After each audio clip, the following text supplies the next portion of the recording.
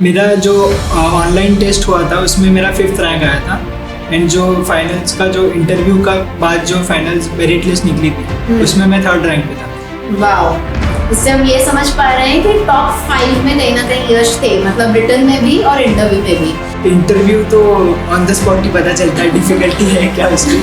And कहीं ना कहीं 10-12 लोग के पैनल को देख के ऑलरेडी मतलब नर्वस हो जाते हैं। सबसे डिफिकल्ट सब्जेक्ट तो मुझे क्वांट ही लगता था, क्योंकि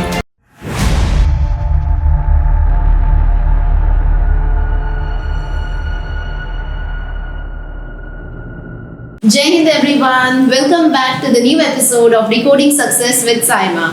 Myself Saima Sheikh, Deputy Chief Officer at IIKD. आज मैं आप लोगों से मिलवाने के लिए एक ऐसे स्टूडेंट को लेके आई हूँ जिनसे मिलने के लिए मैं खुद इनिशियली काफ़ी एक्साइटेड थी। सो हुआ क्या था, दरअसल जब IIKD में न्यू एडमिशन्स या कुछ ऐसे न्यू स्टूडेंट्स थे जिनकी बैच शुरू की थी, उस वक्त हम जो पोस्टर्स लगाते थे रैंकर्स की, तो उसमें ना हमें 2 नाम कांस्टेंट मिलता था, टॉप 1 टॉप 2, टॉप 1 टॉप 2। और ये जर्नी इनिशियल स्टार्टिंग से ही रही है। ऐसा नहीं कि ये स्टूडेंट ने बहुत मेहनत की, मेहनत करने के बाद बहुत कम लाते थे फिर धीरे धीरे आगे आते गए, ऐसा नहीं। और इनके बारे में एक चीज़ मुझे बहुत अच्छी लगी कि तुरंत ग्रेजुएशन होते ही इनका एक ही गोल डिसाइडेड था, उसके लिए उन्होंने इंक्वायर करना स्टार्ट किया और तुरंत इंक्वायरी करके काउंसलिंग अटेंड करके उन्होंने डिसीजन दे लिया। सो आइए मिलते हैं एक ऐसे सक्सेसफुल स्टूडेंट से जिन्होंने recently customer service executive training position हासिल की है in Bassein catholic bank. Welcome Yash and congratulations for that. Thank you so much ma'am. So Yash, मुझे जितना पता था उतना तो मैंने आपके बारे में इंट्रोडक्शन दिया है, थोड़ा कुछ आप अपने बारे में बताइए। जय हिंद एवरीवन, मेरा नाम यश मोहिते है। मैं वसई में ही बिलोंग करता हूँ, मेरा बर्थ भी वसई का ही है। एंड मैं अभी फ्रेश कॉमर्स ग्रेजुएट हूँ, specialised in accounting and finance. Okay, so mainly वसईकर्स को पता होगा GG college, that is Gonsalo Garcia college. So वहाँ से यश का बिलोंगिंग है, डिग्री कॉलेज है उनका। आई मीन पूरे 5 साल वहीं पे हुए ना? नो मैम, 12th के बाद मैंने उधर से स्टार्ट किया था। अच्छा, और 11th-12th कहाँ से किया आपने? 11th-12th मैंने वर्तक से किया था, वसई में। अच्छा, वसई में ही वर्तक कॉलेज। वसई के 2 फेमस कॉलेज है, वर्तक और जीजी, और दोनों के स्टूडेंट रह चुके हैं यश। सो यश, मुझे बताइए कि ये जो आपका मार्क्स था, जो इनिशियली फर्स्ट सेकंड पोजीशन पे आप आ रहे थे, तो ये पहले से प्रिपरेशन था इसलिए ऐसा हो रहा था या कैसे? पहले से प्रिपरेशन तो कुछ नहीं था मेरा, बट मुझे बोला भी गया था और मुझे भी ऐसा लगता है कि मेरा इंग्लिश में थोड़ा स्ट्रॉन्ग है, मतलब इंग्लिश स्ट्रॉन्ग है थोड़ा सा। सो मैंने स्टार्टिंग में जब मॉक टेस्ट जो क्लासेस का होता है वो देना चालू किया, तो मुझे इंग्लिश में ज़्यादा कंफर्टेबल फील हुआ। सो इंग्लिश की वजह से ही मेरा मार्क्स बढ़ता था टेस्ट में और टॉप में आ जाता था।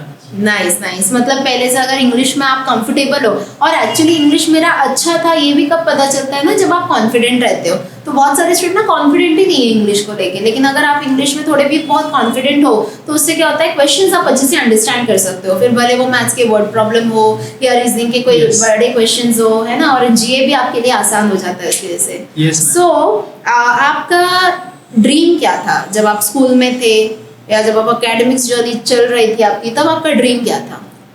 ड्रीम एज सच मेरा ड्रीम नहीं था, बट मेरी मम्मी का विश था कि मैं गवर्नमेंट ऑफिशियल बनूं। एंड फिर कहीं ना कहीं मुझे भी वो लगने लगा, मतलब मैंने रिसर्च किया गवर्नमेंट ऑफिशियल्स क्या होते हैं, उनका क्या होता है सब। सो तब से मेरा भी वो ड्रीम बन चुका था कि मुझे भी गवर्नमेंट में ही काम करना है, गवर्नमेंट ऑफिशियल बनना है। एंड फिर बाद में थोड़ा रिसर्च करने के बाद में पता चला कि बैंकिंग इंडस्ट्री में भी गवर्नमेंट जॉब्स मिलते हैं। राइट। सो उधर भी मेरे मतलब रिलेटिव काम करते हैं और उधर मुझे थोड़े बहुत बैंकिंग के फ़ायदे पता चले, जैसे लोन्स एंड जो छुट्टियां मिलती है सैटरडे संडे, तो छुट्टियों को कौन मना कर सकते हैं।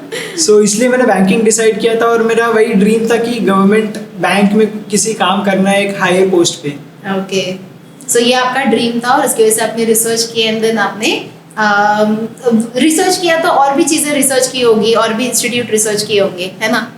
रिसर्च मतलब ग्रेजुएशन के बाद में मैं कंफ्यूज था। मुझे सिर्फ पता था कि मुझे बैंकिंग इंडस्ट्री में और मतलब फाइनेंस इंडस्ट्री में और गवर्नमेंट जॉब लेना है, लेकिन कैसे करना है, क्या करना है, मुझे कुछ पता नहीं था।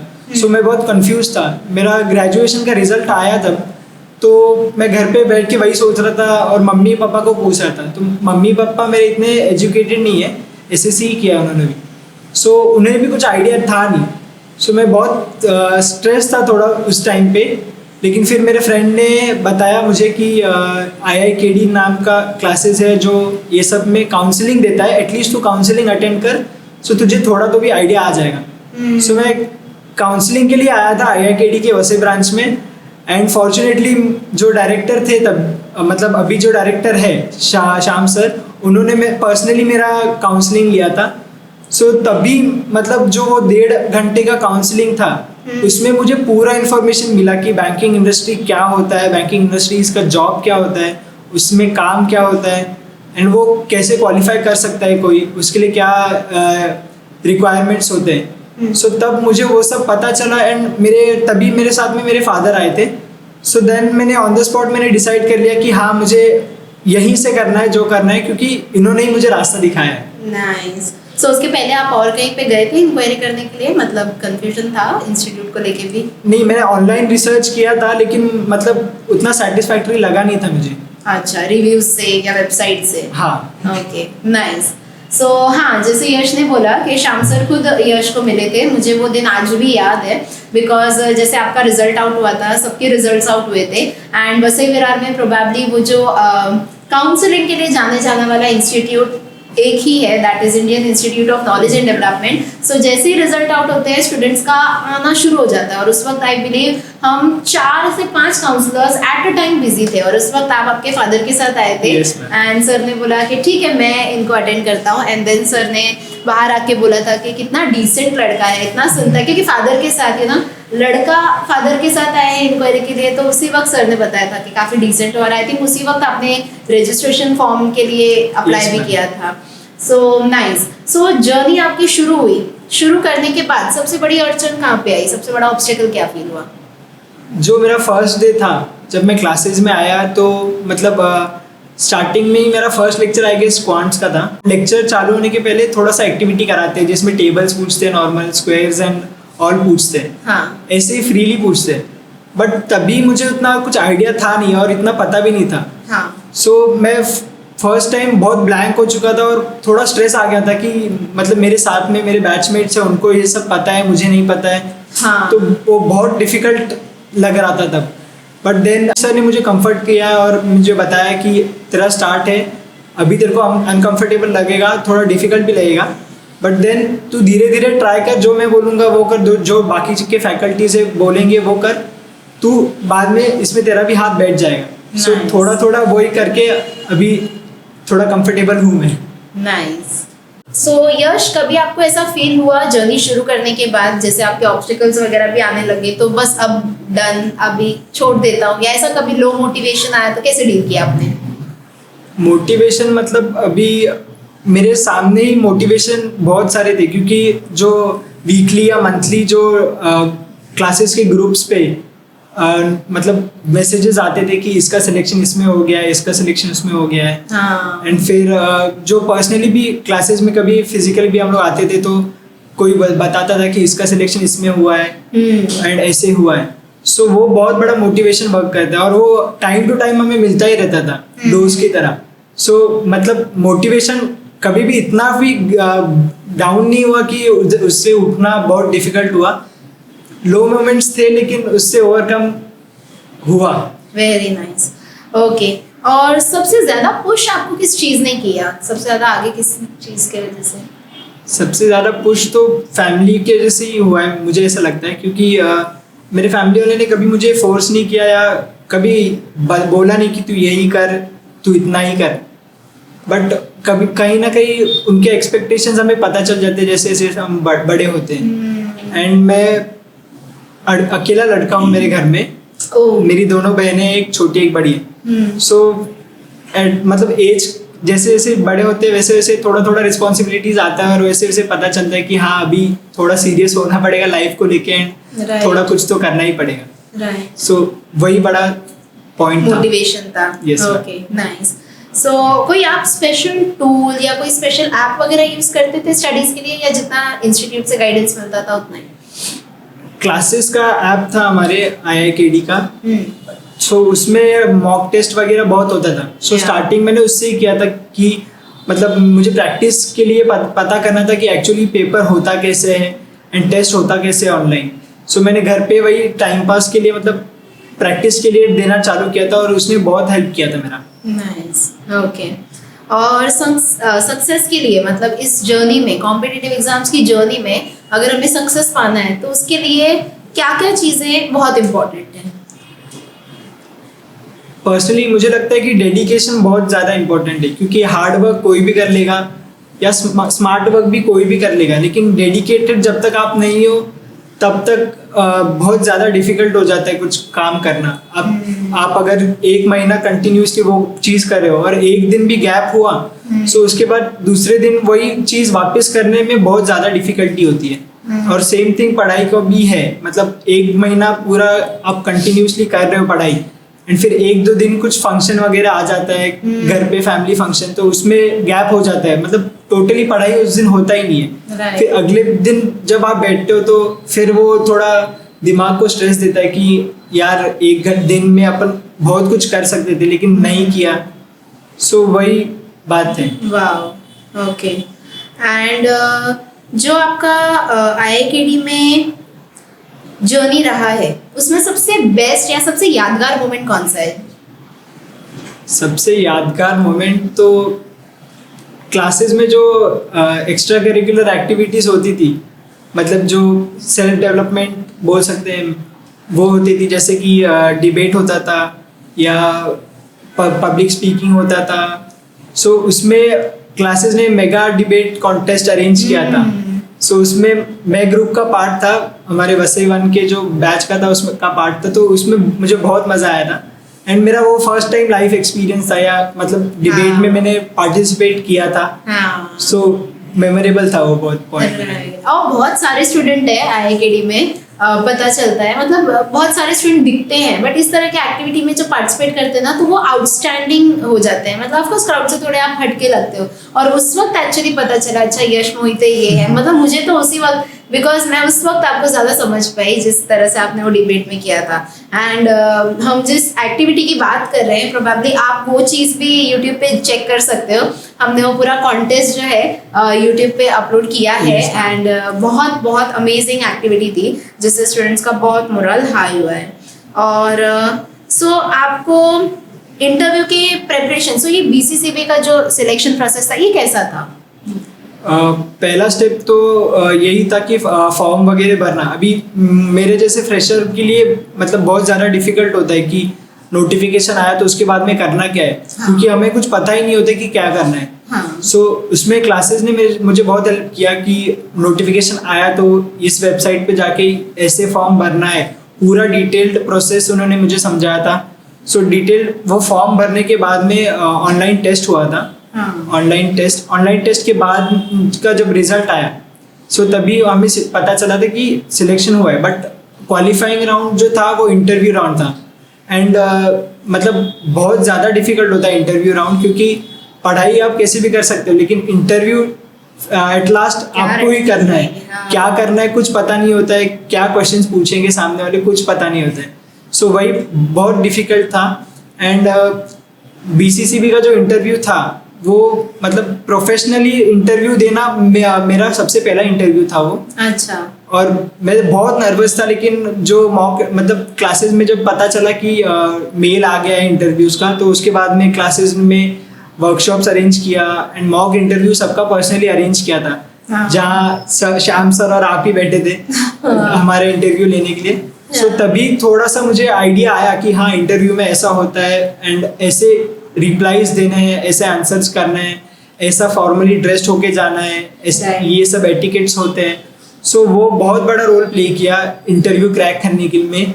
एंड मैं जब मिड इंटरव्यू में था तब उन्होंने मुझे स्पेशली पूछा कि आपने कहीं से ट्रेनिंग लिया है क्या इंटरव्यू वगैरह का। सो तभी मुझे बहुत मतलब सेल्फ कॉन्फिडेंट फील हुआ कि मैं फर्स्ट टाइम इंटरव्यू दे रहा हूँ, फिर भी मैं जिस तरीके से बात कर रहा हूँ या मेरी ट्रेनिंग की वजह से उन्हें ऐसा लग रहा है कि मैं ऑलरेडी ट्रेनिंग लेके आया हूँ। सो मेरे लिए वो बहुत बड़ा अचीवमेंट टाइप फील हुआ था तभी। एंड इंटरव्यू के बाद में जब क्वालिफाइंग मेल आया कि हाँ आप इंटरव्यू में भी पास हो गए और आप फाइनली सिलेक्ट हो गए, सो वही फाइनल स्टेज था। ओके। और उधर तक ये प्रोसेस डन था या उसके बाद भी चल ही रहा था कुछ ना कुछ? अभी फिलहाल उसका भी मेडिकल का मेल आता है एंड फिर उसके बाद में डायरेक्ट आपको ज्वाइनिंग लेटर आता है, सो वही फाइनल होता है। Nice, okay. सो अच्छा, उससे पूछना था, मुझे याद आया, फिर वहाँ पे पूछा था, आपने बताया कि नहीं IIKD? यस मैम, डेफिनेटली बताया था मैंने कि मैंने IIKD से ट्रेनिंग लिया है, मैं सर्टिफाइड कोर्स कर रहा हूँ वहीं से गवर्नमेंट जॉब्स का। सो वहीं पे मुझे सब सिखाया गया है कि इंटरव्यू कैसे देना है। 3 दिन मैं स्टूडेंट्स हमारे ऑडियंस को बता देती हूँ, 3 दिन इनके इंटरव्यूज चले थे, that is 21st, 22nd, 23rd, ये डेट्स थे और अल्फाबेटिकल ऑर्डर। और 3 दिन मैं इसलिए बोल रही हूँ बिकॉज IIKD से ही 44 स्टूडेंट्स थे जो इंटरव्यू के लिए क्वालिफाई हुए थे और टॉप 60 में भी ये सारे थे। और हमने एक ऐसा प्लानिंग किया था कि इतने सारे स्टूडेंट्स हैं, ऑफकोर्स इनका मोरल, और सबके सब फ्रेशर्स, मैक्सिमम फ्रेशर्स थे। और हमें पता है कि पैनल 2-4 का नहीं रहता है, इस तरह के कोऑपरेटिव में कम से कम मोर देन 10 का ही रहने वाला है। तो दही शक्कर लेके मैं और मेरी टीम वहाँ पे हम गए थे स्टूडेंट्स को मोटिवेट करने के लिए। एंड इसी तरह से जो आपके इंटरव्यूअर्स थे उन्होंने भी हमें देखा था वहाँ पे, और वहाँ पे चेयरपर्सन एंड डायरेक्टर ने भी देखा था, वहाँ पे उनसे बात किया था उस दिन, बहुत अच्छा लगा था। सो इन शॉर्ट उनको पता ही होगा अभी IIKD के बारे में। तो सो यश, इसके जो मार्क्स निकले थे बेसन कैथलिक बैंक के, उसमें मैंने देखा जैसे अपने जो रैंकिंग है, ओवरऑल रैंकिंग में IIKD he 1st and 2nd पे है। वैसे आपका रैंकिंग कौन से नंबर पे था? मेरा जो ऑनलाइन टेस्ट हुआ था उसमें मेरा 5th रैंक आया था एंड जो फाइनल्स का जो इंटरव्यू का बाद जो फाइनल्स मेरिट लिस्ट निकली थी उसमें मैं 3rd रैंक पे था। वाओ, इससे हम ये समझ पा रहे हैं कि टॉप 5 में कहीं ना कहीं यश थे, मतलब रिटन में भी और इंटरव्यू में भी। और एग्जाम का लेवल कैसा था, ये BCCB के एग्जाम का लेवल? एग्जाम मतलब अभी मैं प्रिपेयर कर रहा हूँ और जो जैसी मेरी ट्रेनिंग है उसमें से मुझे तो मॉडरेट लगा था ऑनलाइन टेस्ट, बट इंटरव्यू तो ऑन द स्पॉट ही पता चलता है डिफिकल्टी है क्या उसकी। एंड कहीं ना कहीं 10-12 लोग के पैनल को देख के ऑलरेडी मतलब नर्वस हो जाते हैं, बट मैं कॉन्फिडेंट था क्योंकि मुझे ऑलरेडी सब बताया गया था, सो मुझे कहीं ना कहीं वो कंफर्टेबल लगा। नाइस। इस एग्जाम की सबसे अच्छी बात मेरे ख्याल से यही थी कि इसमें आपको नेगेटिव मार्किंग नहीं था, या सो और ये ऑनलाइन था MCQ पैटर्न पे, maths, English, reasoning and GA था। GA चारों सब्जेक्ट्स थे। जो GA स्किप करते हैं, आप लोग भी शायद उनमें से ही हो, इनिशियली GA स्किप करते हो, तो ये रियलाइजेशन करना आया होगा, ये रियलाइजेशन है ना कि टेस्ट में जब बैठे थे तब वो रियलाइज हुआ था कि मतलब अगर GA कर लेते तो अभी थोड़े मार्क्स बढ़ जाते, अभी कुछ तुक्का मारना नहीं पड़ता। करेक्ट। बट उसके बाद से फिर हमने चालू किया GA करना। लेकिन अच्छा था, प्लस पॉइंट ये था कि उसमें ये नहीं था ना नेगेटिव मार्किंग, सो अच्छा गया। सो आपका जो फैमिली रिएक्शन था जैसे ही पता चला कि चलो इंटरव्यू भी क्लियर हो गया एंड देन फाइनल आपका मेडिकल का मेल आ गया है, सो फैमिली रिएक्शन कैसा था? मम्मी डैडी पहले से ही कॉन्फिडेंट थे कि हाँ तेरा हो जाएगा, या थोड़े से वो भी थे सोच में? नहीं मतलब फैमिली में मेरे अभी पापा बिजनेसमैन ही है, सो कॉर्पोरेट फील्ड में या जॉब वाले फील्ड में कोई नहीं है मेरे फैमिली में। ओके। सो ये फर्स्ट टाइम मैं कुछ कर रहा था खुद से एंड ट्राई कर रहा था, सो रिएक्शन बहुत अलग था क्योंकि फर्स्ट टाइम कोई बैंक में सिलेक्ट हुआ है, वो भी एग्जाम वगैरह दे के। सो इतनी मेहनत करके घर वाले बहुत खुश थे मेरे कि हाँ तूने कुछ अचीव किया है खुद के दम पे, सो हैप्पी थे सब। हैप्पी थे, ओके। सो अच्छा, सबसे डिफिकल्ट सब्जेक्ट आपको कौन सा लगता था, कैसे टैकल किया है? सबसे डिफिकल्ट सब्जेक्ट तो मुझे क्वांट से लगता था क्योंकि DI एंड ऑल, मतलब जो पहले के जो टॉपिक्स है वो वापस रिवाइज करना और उसका डिफिकल्टी लेवल बढ़ जाता है। सो मुझे कहीं ना कहीं क्वांट्स में ही ज़्यादा डिफिकल्टी आता था और मुझे भी लगता था टेस्ट के टाइम पे कि वही मेरा मार्क्स कम आ रहा है, अगर वो मार्क्स में इम्प्रूव करूँ तो मेरा और बेटर रिजल्ट्स हो सकता है। सो वहीं पे मेरे जो क्वांट्स के फैकल्टी थे उन्होंने मतलब टास्क देना चालू किया, डेली टास्क होते थे हमारे, एंड वही मतलब सेम प्रोसीजर फॉलो सब फैकल्टीज ने किया था कि डेली टास्क आपको इतना इतना करना है, इतने सम सॉल्व करने हैं एंड वीकली ये डेली टास्क मेंटेन करके एक दिन आपको दिखाना है। सो वो बहुत बड़ा रोल प्ले किया मेरा एग्जाम क्रैक करने में, क्योंकि डेली प्रैक्टिस करना और डेली टास्क करना बहुत डिफरेंस होता है। आप क्लासेस में आके सॉल्व करते हो और उतने में ही भूल जाते हो, लेकिन डेली टास्क आप जब करते हो सो रेगुलरली वो प्रैक्टिस करते करते आपका हाथ बैठ जाता है और वो सेट हो जाता है दिमाग में पूरा प्रोसीजर। सो वो बहुत बड़ा रोल प्ले किया मुझे, और वैसे ही मेरा कॉन्स का धीरे धीरे डिफिकल्टी मुझे कम लगने लगा। और सबसे इजी क्या लगा था, एकदम देखते के साथ अच्छा लगा कि हाँ ये सब्जेक्ट है तो हो जाएगा? जैसे कि मैंने बोला मेरा इंग्लिश मुझे स्ट्रांग लगता था, सो मुझे इंग्लिश में कॉन्फिडेंस था कि मुझे इंग्लिश में मैं कैसे भी करके कवर अप कर सकता हूँ। नाइस, और वो आपने किया भी। सो कोई ऐसा खास डिस्ट्रैक्शन जो आपने फेस किया हो इस जर्नी में? डिस्ट्रैक्शन का रोल मेरे हॉबी ने ही प्ले किया है मेरी जर्नी में, क्योंकि मैं डांसर हूँ, मैं शोज़ वगैरह भी करता हूँ, कॉर्पोरेट शोज़। सो कभी कभी वो क्लैश हो जाता था, मेन लेक्चर कोई हो जाता था और तभी मेरा शो होता था डांस का। सो मैं छुट्टी मार देता था क्लासेस का, एंड देन फिर वो चैप्टर या वो पर्टिकुलर टॉपिक मिस हो जाता था मेरा। सो वही डिफ़िकल्टी होता था मुझे, लेकिन बाद में फिर यूट्यूब पे जो वीडियोस होते थे हमारे क्लासेस के, उसमें से वो टॉपिक भी कवर अप हो जाता था। सो वही ओके। ऐसा कोई फनी इंसिडेंट आपको याद आ रहा है जो आपकी जर्नी में आपको लगा? फनी ऐसे तो मेरे साथ नहीं हुआ था, बट ऐसे बोल सकते हैं कि मुझे जिसने रास्ता दिखाया था, मतलब मैं जिसके रेफरेंस की वजह से आया था IIKD में, उसने ही ब्रेक ले लिया है। सो मैं भी अकेले रास्ते पे चल रहा हूँ। सो ये उनकी बात कर रहे हैं ना, सुमित की, मतलब सुन रहा होगा Sumit, special message for you कि आपने रेफर किया था यश को IIKD, आप लेकर आए, दोनों का एडमिशन हुआ, दोनों अच्छे कंपटीशन में थे, आगे पीछे। सो आई एम श्योर ये देखने के बाद आप में भी वो जोश वापस आए, लेकिन ब्रेक लिया है, मतलब आई थिंक सुमित कर रहे हैं, इंस्टीट्यूट कंटिन्यूसली आने नहीं मिल रहा है बट वो कर रहे हैं। सो सुमित, अपना रिकॉर्ड अच्छे से वापस बनाओ, शेड्यूल, और कंटिन्यूस आओ। सो यश, ऐसा कौन सा एडवाइस है जो आप बाकी एस्पिरेंट्स को या फेलोमेट्स को देना चाहोगे? एडवाइस मुझे ऐसा लगता है कि ग्रेजुएशन के बाद में बहुत, मतलब ऑलमोस्ट सभी बहुत ज़्यादा कंफ्यूज्ड होते हैं कि आगे क्या परस्यू करना है, और पर्सनली मेरे साथ भी ऐसा ही हुआ था। सो उसके बाद में ही अगर आप किसी काउंसलिंग के पास जाते हो, काउंसलर के पास जाते हो, सो आपको थोड़ा तो भी आइडिया आता है। सो मैं पर्सनली सबको यही सजेस्ट करूंगा कि अगर आपको कुछ पता नहीं है क्या करना है तो IIKD आओ। या करेक्ट, बिकॉज होता है स्टूडेंट्स के लाइफ में ब्लैंक हो जाते हैं, और वही कुछ टाइम होता है, कुछ साल होता है जहाँ पे हम अच्छे से गाइडेंस के साथ अच्छे डायरेक्शन में भी जा सकते हैं, वरना थोड़ा सा टाइम लग जाता है कम बैक करने के लिए। सो सही वक्त रहते हैं, आपको सही गाइडेंस मिलना जरूरी है, एंड सही guidance is equals to IIKD, ऐसा बोला जाता है। सो IIKD के counsellors are always there. In fact कभी भी आप कॉल करोगे, अगर बिजी भी रहे तो आपको सामने से कॉल बैक आता है। सो इसी के साथ हम शुरू करते हैं थोड़े rapid fire questions. Okay, so starting with rapid fire questions, मुझे बताओ प्रिपरेशन के वक्त आप क्या यूज करना ज्यादा प्रेफर करते हो, फोन या notebook? Phone. Okay, online app या प्रैक्टिस नोट्स? ऑनलाइन ऐप में ही होता है। Online app. ओके, टी और coffee? Tea. Late night studies या early morning? Late night. Late night. Quants या रीजनिंग? रीजनिंग। इंग्लिश या reasoning? English always. Okay, GA या इंग्लिश?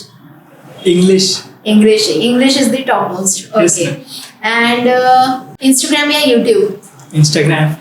Last minute study या planned study? Planned study. पढ़ाई के बीच में कोई favorite snack?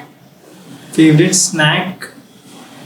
Anytime snack. Anytime go to snack. Yellow चना जो होता है मुझे पसंद है। ऐसे ही वो सूखा चना, सॉल्टेड। Yes. ओके, कभी क्लास में सोते हुए पकड़े गए? No. क्योंकि अर्ली मॉर्निंग बैच में थे ना आप, इसीलिए। Okay, this is some fun questions. Any crush during coaching? No. Motivation के लिए कौन सी सॉन्ग सुनते हो आप? I like old songs, retro songs. Motivation देता है ओल्ड रेट्रो, सही है। पढ़ाई के लिए कभी झूठ मम्मी पापा को बोला है? Yes, बहुत बार। पढ़ाई के लिए? हाँ। क्या झूठ बोला? अच्छा, मतलब नहीं करने के लिए? नहीं करने के लिए भी और करने के लिए भी, क्योंकि मतलब घूमने के प्लान सडनली बन गए और जाना नहीं है, तो फिर पढ़ाई का नाम लेना पड़ता था। अच्छा, घर वालों के साथ? आई होप मम्मी सुन रहे हो आप। ऑलराइट, स्टडी टेबल या बेड? Study table. कोचिंग या self study? Self study. Okay, fast food या home food? Home food always. Okay, group study या solo study? Solo study. Okay, आपके रोल मॉडल? मेरे dad. Dad. और अगर कोई आपको अगर किसी एक्टर के साथ डिपिक्ट करना है, बॉलीवुड एक्टर, तो कौन से होंगे? Shahrukh Khan. Why? Struggle? Struggle भी है और उनका अभी इतना एम्पायर बन गया है कि मुझे भी वैसा बनाना है। Okay, inspiration type. Nice. Now one word for IIKD। Best. Okay okay, so Yash, मैं जानना चाहती हूँ कि आपकी ये जो जर्नी रही है, इतनी स्ट्रेट फॉरवर्ड जर्नी की, ये प्लान है, ये डिसीजन ले लिया, ये कर लिया, सो इसमें आप काफी स्ट्रॉन्ग डिसीजन मेकर बनते दिखते हो और काफी स्ट्रॉन्ग पर्सनालिटी दिखते हो। तो इस तरह का जो आपका बिहेवियर है या इस तरह का जो आपका जर्नी रहा है, उसमें आपके लिए मोटिवेटर कौन थे, आपके रियल लाइफ मोटिवेटर? मेरे बिगेस्ट मोटिवेटर और कह सकते हैं रोल मॉडल मेरे फादर हैं। मेरे फादर ने स्टार्ट किया था अपना जर्नी, मतलब वो पहले ऑटो ड्राइवर वर्क करते थे as an auto driver. So then उन्होंने अपना स्ट्रगल जो भी था तभी मेरे बर्थ के टाइम पे जो भी स्ट्रगल था वो सब कर करके अभी वो एक सिविल कॉन्ट्रैक्टर है। वाओ। एंड वो बिल्डिंग्स एंड ब्रिजेस सब का काम करते हैं। वाह। सो उनका जो मोटिवेशनल स्टोरी है, जो उनका सक्सेस स्टोरी है, वो बहुत मोटिवेटिंग है मेरे लिए एंड वो बहुत बड़ा रोल प्ले करता है मेरी लाइफ में भी और डिसीजन मेकिंग में भी मेरे वही रोल मॉडल है। नाइस।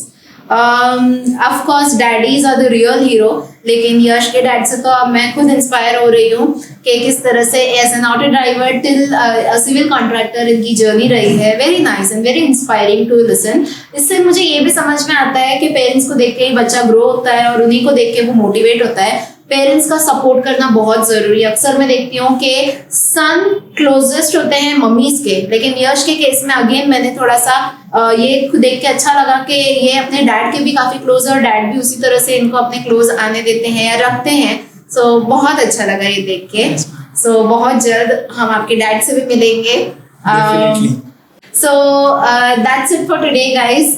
Thank you Yash. आपसे मिलके, आपसे बात करके बहुत अच्छा लगा। काफी फन लविंग पर्सन हो आप and I wish you all the best because I know ये जर्नी यहीं पे नहीं खत्म होती है। You have a very long way to go और अभी SBI RBI सब बाकी है। So all the best for everything. ऐसे ही आप आगे बढ़ते रहो, एग्जाम्स देते रहो। वेरी सून मैं चाहती हूँ Yash Mohite as a probationary officer या as a grade B officer में इनका इंटरव्यू लूँ और फिर मिलेंगे इसी पॉडकास्ट में, right? Thank you guys for watching till the end. And अभी तक अगर चैनल को सब्सक्राइब नहीं किया है तो आपको पता है क्या करना है। चैनल को सब्सक्राइब भी करना है एंड वेरी सून इसको सबके साथ शेयर करना है सो दैट यश की जैसी जो जर्नी रही है उससे बहुत लोगों को हेल्प मिले, इंस्पिरेशन मिले या कहीं ना कहीं गाइडेंस मिले एंड IIKD का भी उनको सपोर्ट एंड गाइडेंस मिले। लाइक कीजिए, कमेंट कीजिए, वैल्यूएबल इनपुट्स। अगर और कुछ ऐड करना है या आपके कोई क्वेश्चंस हैं जिसका आंसर आप चाहते हो, so definitely the team is there जो आपको गाइड करेगी, आपके कमेंट्स को तुरंत रिप्लाई देगी। थैंक यू, मिलते हैं नेक्स्ट वीडियो में।